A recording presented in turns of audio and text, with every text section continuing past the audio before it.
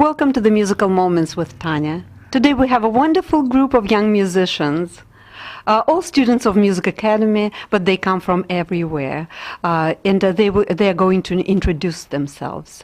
The topic today is discussion about if music can make sense.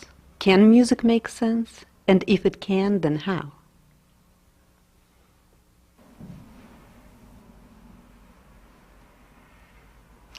Incidentally, you just listened to Musical Moment by Rachmaninoff. Hello, I'm Christopher Chen, and I play piano and oboe. Hello, I'm Alan Wang, and I play violin. Hello, I'm Derek Nong, and I play piano and French horn. Hello, my name is Victoria, and I play the piano and sing. Hello, my name is Isabel, and I play the piano and the flute. Hello, my name is Henry, and I play the piano and saxophone. Hello, my name is Sophie. I play the piano and volleyball. My question to all of you. Obviously, you're playing music for longer than a year or two. What is music?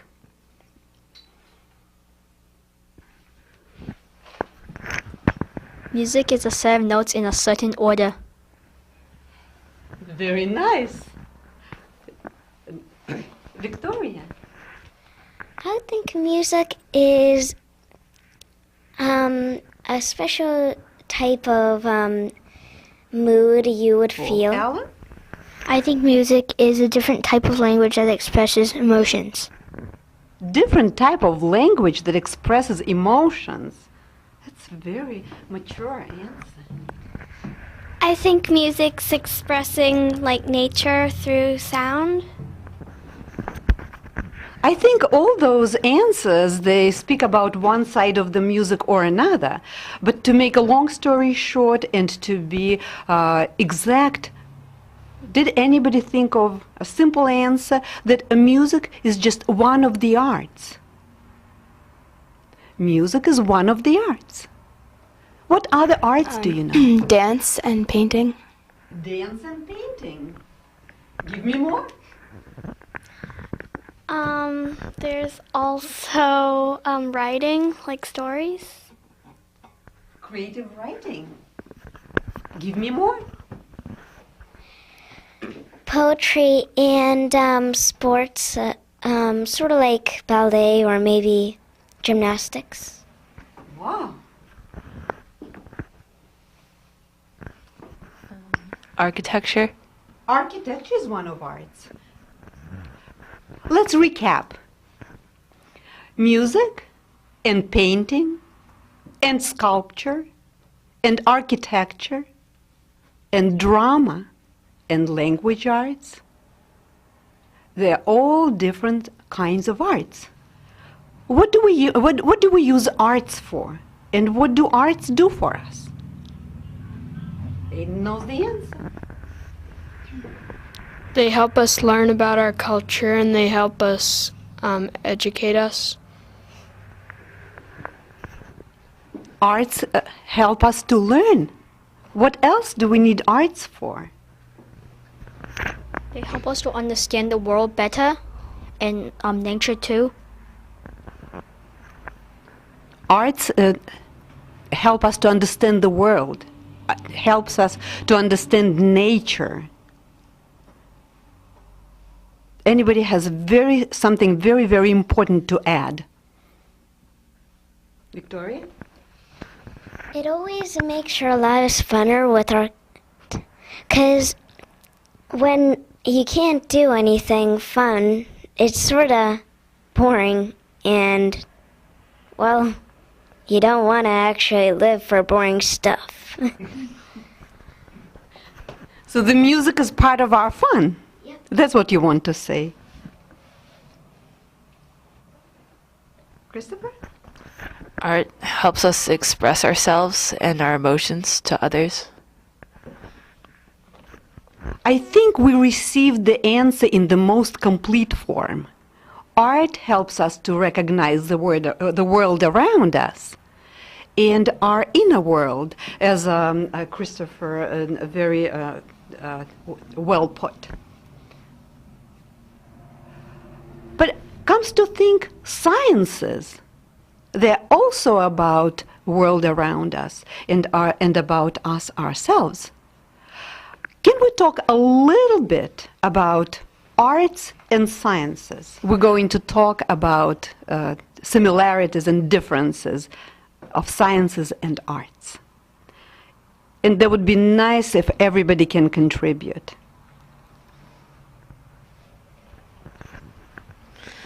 Science and art both try to explain the world around us, but in science you have concrete facts that don't change, and in arts there's more room for self-expression and you can change things yourself.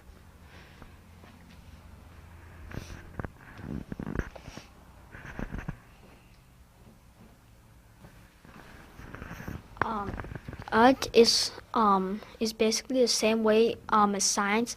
It's just that it's just how humans feel about the facts that science has. That's what arts is. And what I want to show you is a very famous picture, but it's about the World War II. Maybe the facts are twisted and not really, we can see what scientists would see, real people, the real battle. But we see an attitude of Picasso. He says, I hate war. War is terrible. And the scientist, historian would never express feelings so clearly. The basic part is that art can express your feelings better than science. And it has to, yeah? Yes. Not that art can express our feelings, and it has to, and science doesn't have to at all. But science has to be just clear on the laws of nature and facts of nature. And I've heard many times you said, talking about the arts, the word feelings. The word feelings. What is better than music to express our feelings? Let's have a little quiz. I will play a little excerpt of music, and you close your eyes, listen, and tell me what feelings do you experience through that music.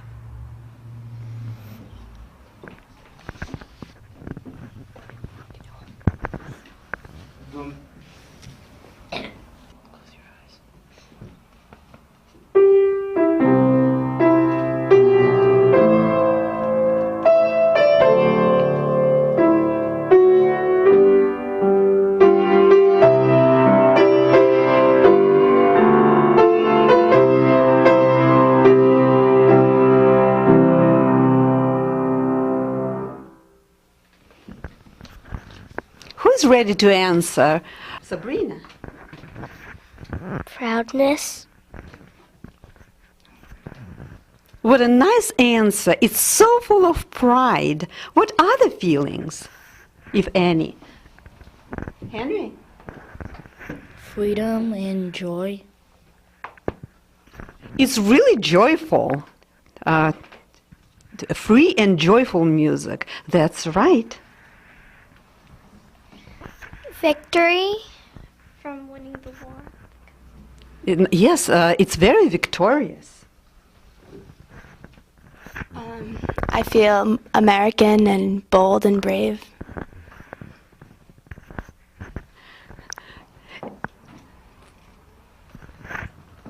Courageous, brave, and proud. Triumphant.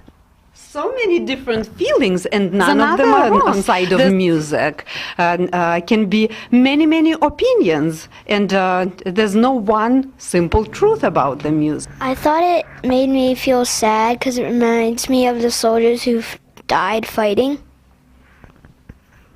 See how rich are the arts. They are not one-dimensional. From joy to sorrow, and you cannot say it's wrong. There's no one simple truth. It's multifaceted. I feel like you could learn a lesson from that song. It's sort of like never give up. So arts, they're teachers too. They give us, teach us lessons. That's an interesting thought. Very, very original thought. I also feel very strongly about this anthem that I just played. And always when I hear it, I picture an Olympian climbing up on the top step to receive the Golden Award. And some very tough athletes then can jump so high and hurt themselves and run so fast and long. And when they climb up that step, their eyes are just welled with tears, and they become all emotional. Art brings an emotion very, very strongly. Sophie Tollefson prepared a little line from Chopin's music for you to think, what kind of feelings and emotions does it describe, without saying a single word?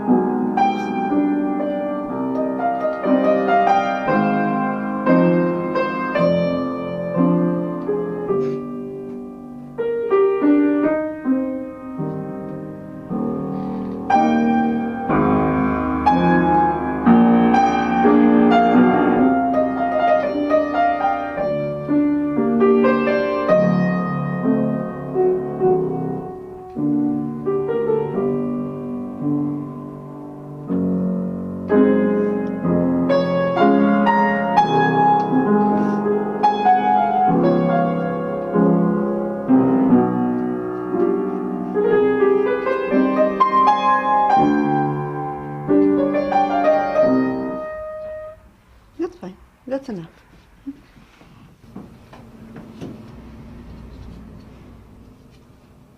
Anybody? Alan? I thought I felt sorrow. It's a very, very good word.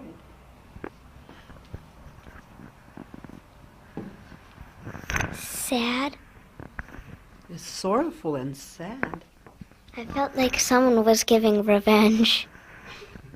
There was a moment of the turning point of the harmony that we call a modulation, and that really sounds like a revenge. I think I felt solemn and serious, but sad at the same time. Very nice how all that bunch of feelings intertwines, and being able to express itself through the sounds of music and get to your heart so you can appreciate it. I felt grief and seriousness. And there's no wonder, because being so personable as Chopin is, and having his life away from his parents and away from his friends and motherland, he's able to make even very young people to appreciate it fully in its complexity.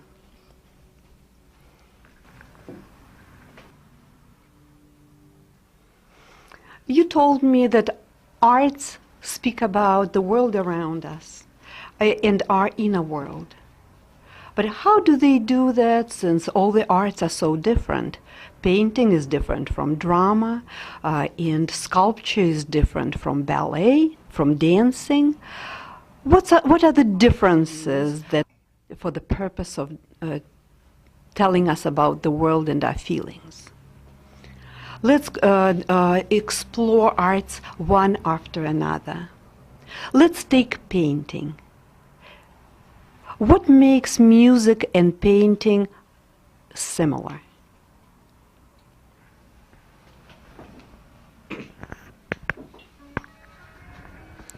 Music and painting, they both may describe something.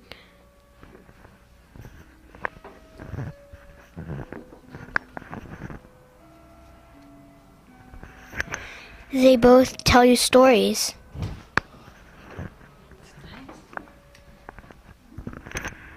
They tell what a specific person thinks about it, like their opinion. They both sort of portray emotion in some way. Anybody else has something to say about painting? Compare painting and art? I mean, painting and music, sorry, painting and music? Both of them can be very beautiful in different ways, though. It's very important. Don't forget arts, they're supposed to be beautiful. When science is maybe, it's not the case. They both create an image in your head. That's where I want to really stop. An image, they create an image, because I prepared something that can illustrate the point. It's an image, but arts do it with different medium. Arts do it with different means. Painting does it through line and color. Through line and color. Let me show you something that's outlined. Can you guess what it is? The image of what is it? Can everybody recognize an image? Sabrina, what is it? It's a rose, it's a flower.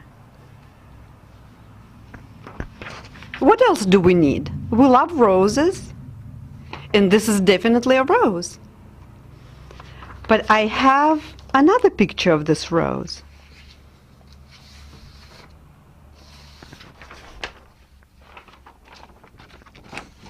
Now it is complete. Now it is complete. Line and color, that's what painting uses. Guess what? Music also uses line and color. To illustrate it, we want to ask Alan to play violin for us. Violin a cappella, without any accompaniment. And that's what we call line. When people play melody, one sound after another, sounds chained together. We call it a melody. And it's customary for musicians to compare the melody to the line in painting. Is it gavot you're going to play for us? Gavot.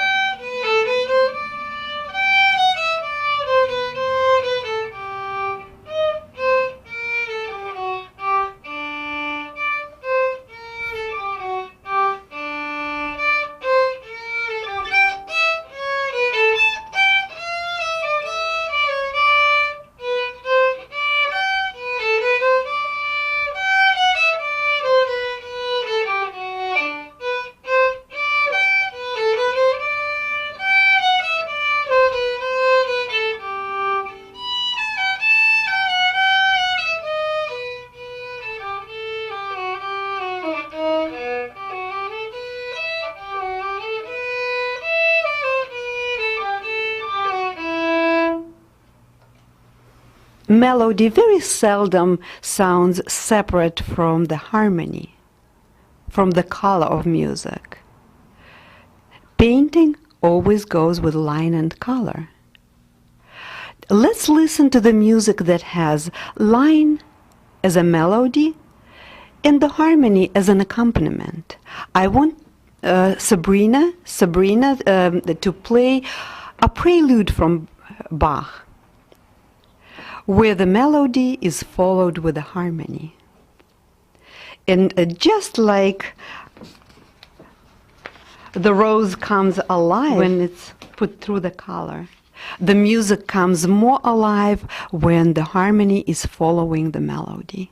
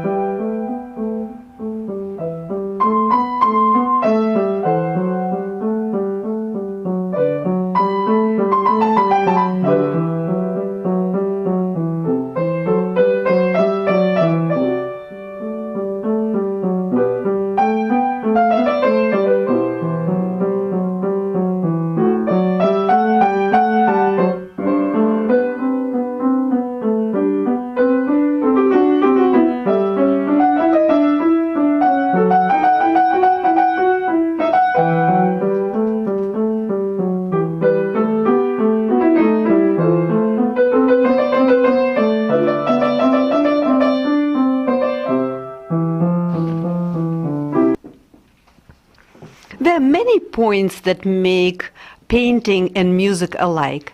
We just covered one of them. How about similarities between drama and music? Who can tell me what's important for drama? Serious question we want to ask a grown-up.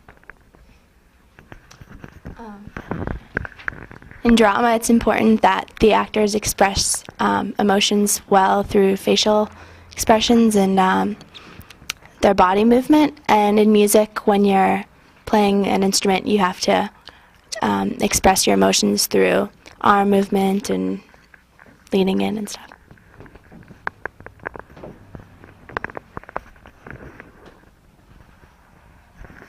In drama, actors have to impersonate something that they're not, and in music, in many instances, music imitates nature and sounds of everyday life.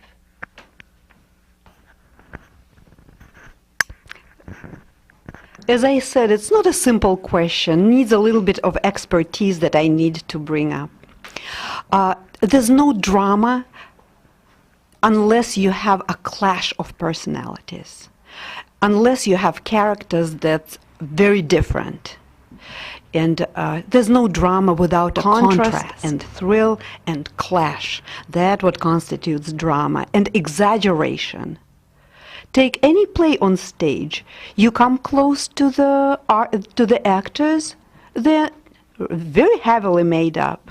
Their gestures are huge. Their voices, they raise. Either their voices sound thundery or they whisper. Every single emotion is very, very sharp. To illustrate how music can be very contrasting and dramatic, I want Christopher to play a couple of variations from 32 variations of Beethoven.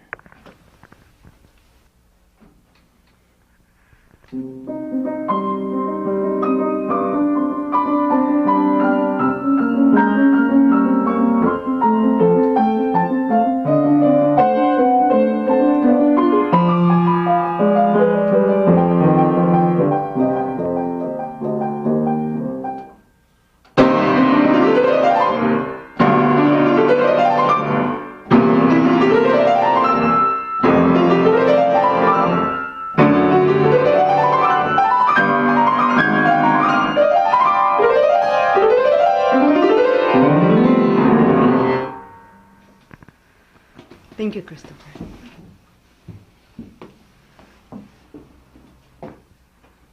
I think there was an excellent example of how music can whisper and be so strong and powerful, and how those two different modes can go one after another without any preparation or without any smooth transition, just clashing. Next, I want to move us to dancing and find out, is there anything but the music involved with dancing, but any other comparisons, how dancing and music can be compared?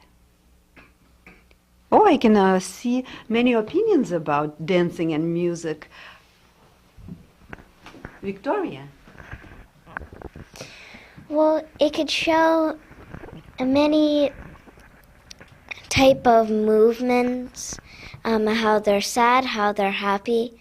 And in music, somehow that happens too. Also, it shows the movements of what they do and how they feel. That's one of the music things too. Victoria managed to touch 2 points. One point, that music is inseparable from movement. You cannot imagine music that music is the movement. And another thing that like dancing, they are expressions. Can you imagine dancers in their facial expressions? I have a couple of pictures so you can just remember something that you knew anyways. Famous Russian dancer Maria Plesnaya, famous dying swan. Look how sad she is. Look at the faces of happy dancers. What in the music can take us from happy to sad? So clear, like the facial expression, from happy to sad. Aiden.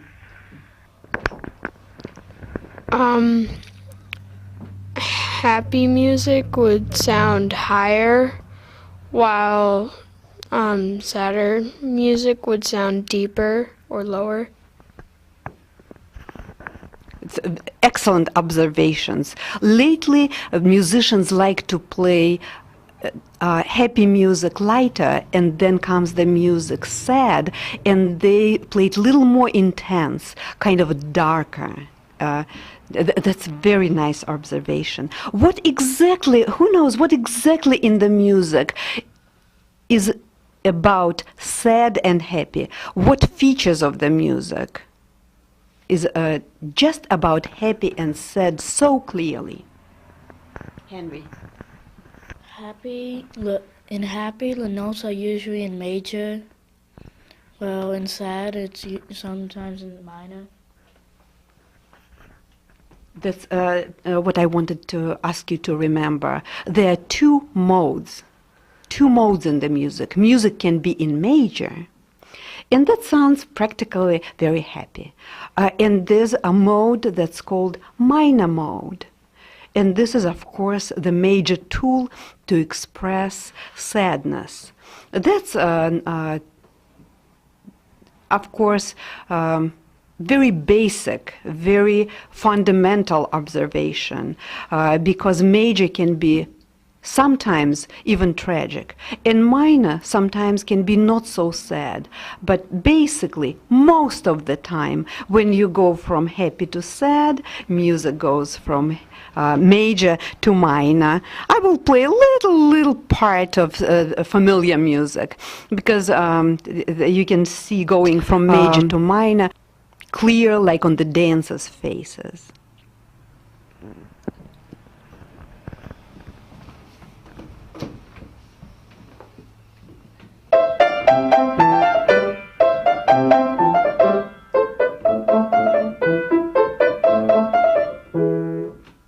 It's where two modes clash. Major and minor. This is the music from Mozart, as you can imagine. And Mozart likes to put the same melody in the major outfit, so it smiles, and immediately dress it up in minor chords. So the same music frowns and becomes tearsome.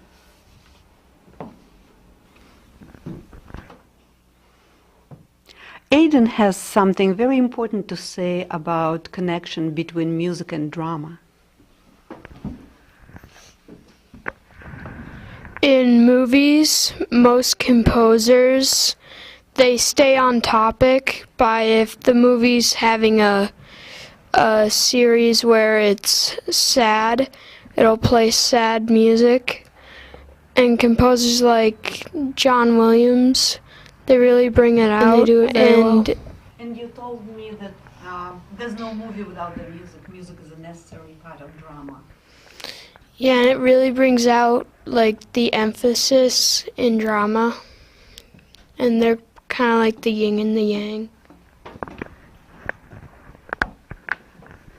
I noticed many times nothing bad is going on the screen.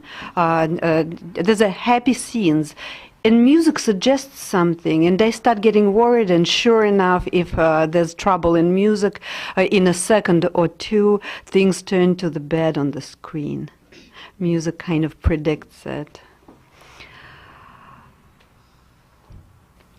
Sometimes for music it's really easy to make sense. Composers use a trick that they call a program music. They really channel your imagination by giving a piece a name. So many pieces have a name that does not trigger your thinking in any particular way. If you hear sonata, or prelude, or etude, can you predict what this piece is going to be about? No. Then you have to rely only on the music science. If you hear major or minor, if you hear legato, which is smooth, or staccato, which is bumpy, which makes music very much like sculpture. Right now we're going to use a piece that has a name, and that is a program music. The scientific term in musicology is program music. When composer's name tells us in which way to use our imagination. Victoria is going to play a little excerpt from The Seasons. And we hear and see the first flower cut out of the leaves right in the midst of the snow. And the name is a snowdrop. People who know what the snowdrop is like can picture that little and delicate and fuzzy flower right in the middle of the snow patch, and you feel very sweet all over, and the music sings about it. Please, Victoria, play us about April, about the snowdrop.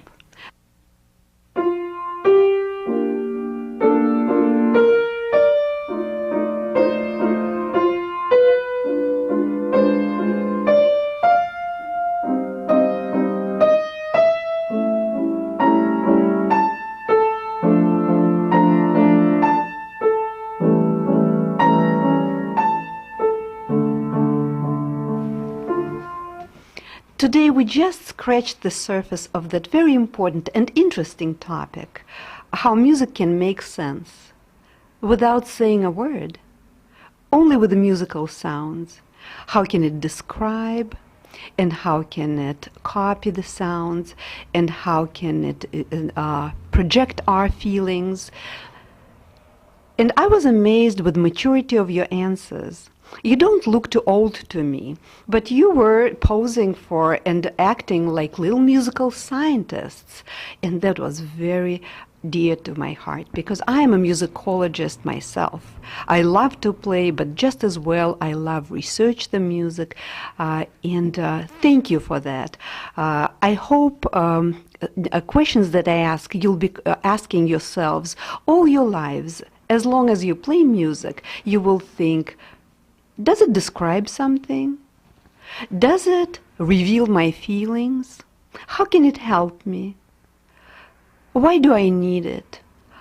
How can it be as good as dancing? Or how can it be as dramatic as a play? How can it be as visual as painting? And so on and so forth. Play music, love music, and think about the music. Explore it and analyze it, and it will make you even better musicians than you already are. Thank you for coming, and I think people who watch the show will enjoy and will be very impressed by you. Thank you, everybody.